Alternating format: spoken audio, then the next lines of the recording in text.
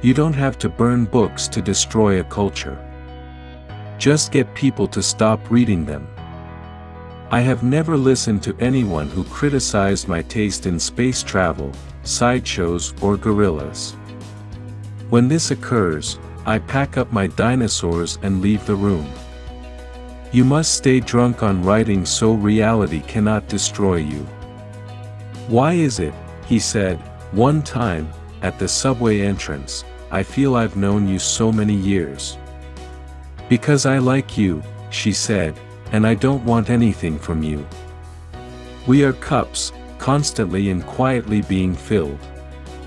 The trick is, knowing how to tip ourselves over and let the beautiful stuff out. There is more than one way to burn a book. And the world is full of people running about with lit matches.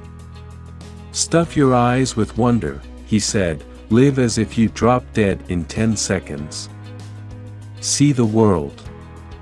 It's more fantastic than any dream made or paid for in factories. We need not to be let alone. We need to be really bothered once in a while. How long is it since you were really bothered?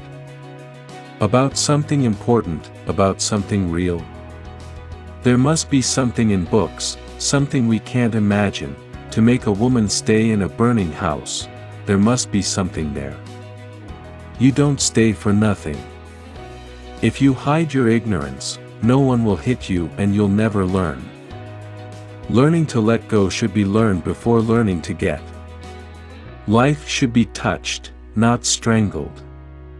You've got to relax, let it happen at times, and at others move forward with it.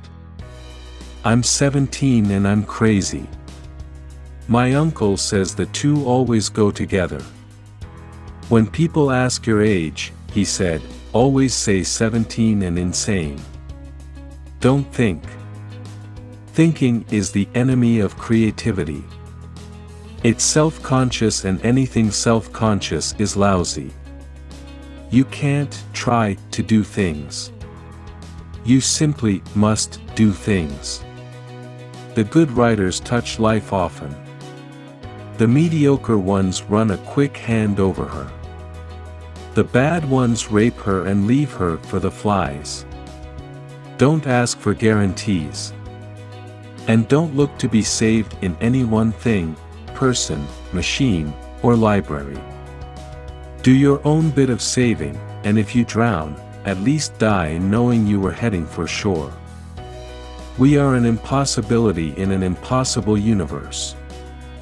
The magic is only in what books say, how they stitched the patches of the universe together into one garment for us. Your intuition knows what to write, so get out of the way. Insanity is relative. It depends on who has who locked in what cage. But you can't make people listen. They have to come round in their own time, wondering what happened and why the world blew up around them. It can't last. A good night's sleep, or a 10-minute ball, or a pint of chocolate ice cream, or all three together, is good medicine. It was a pleasure to burn. All the women in my life have been librarians, English teachers, and booksellers. We have too many cell phones. We've got too many internets. We have got to get rid of those machines. We have too many machines now. We've got to become the Martians. I'm a Martian, I tell you to become Martians. And we've got to go to Mars and civilize Mars and build a whole civilization on Mars and then move out, 300 years from now, into the universe. And when we do that, we have a chance of living forever. If you know how to read, you have a complete education about life, then you know how to vote within a democracy. But if you don't know how to read, you don't know how to decide. That's the great thing about our country, we're a democracy of readers, and we should keep it that way. If you're embarrassed because you have some notion about how men are supposed to behave, and it doesn't include weeping, then you have some personal work to do. The answer to all writing, to any career for that matter, is love. Books are alive, you see. They're not dead, they're alive. Electronic books are junk. When I was born in 1920, the auto was only 20 years old. Radio didn't exist. TV didn't exist. I was born at just the right time to write about all of these things. I have my favorite cat, who is my paperweight, on my desk while I am writing. I'm never going to go to Mars, but I've helped inspire, thank goodness, the people who built the rockets and sent our photographic equipment off to Mars. I've only written one science fiction book, Fahrenheit 451. That book is a book based on real facts and my hatred of people who destroy books. Love is the answer to everything. It's the only reason to do anything. If you don't write stories you love, you'll never make it. If you don't write stories that other people love, you'll never make it. There's no one way to be creative. Any old way will work. I don't have a computer. A computer's a typewriter. I already have a typewriter. You can write a short story in 2 hours. 2 hours a day, you have a novel in a year. Love is easy, and I love writing. You can't resist love. You get an idea, someone says something, and you're in love. You pay a certain penalty for going your own way. A lot of people think you're nuts, and you're not as popular with girls as you should be. I never ask anyone else's opinion. They don't count.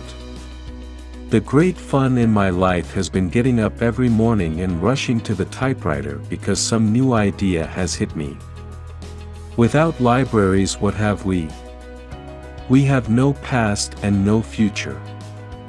I'm not a serious person, and I don't like serious people.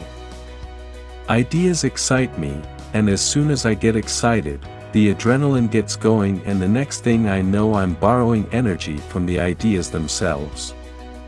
Collecting facts is important. Knowledge is important.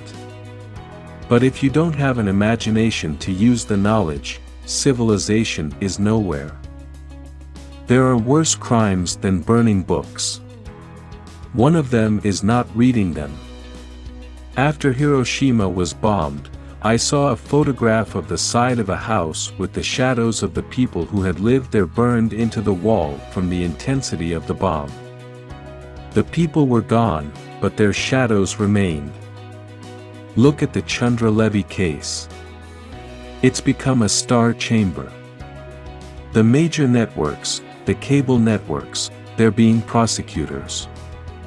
They're judges and jurors and executioners. Well, come on, that's ridiculous. But they're doing it. I got started as an actor when I was 12. Bo Derek is a really good friend of mine, and I'd like to spend more time with her. I don't do research. I never have. If you're living in your time, you cannot help but to write about the things that are important. I don't go around thinking I'm Ray Bradbury all the time. I think we're doing a dreadful job of educating.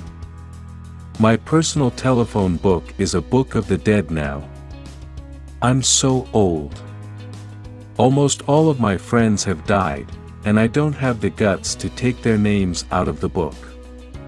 You don't read in your own field. You read in that field when you're young, so that you can learn. I think the reason my stories have been so successful is that I have a strong sense of metaphor. Any experience that touches you, in any particular way, is good.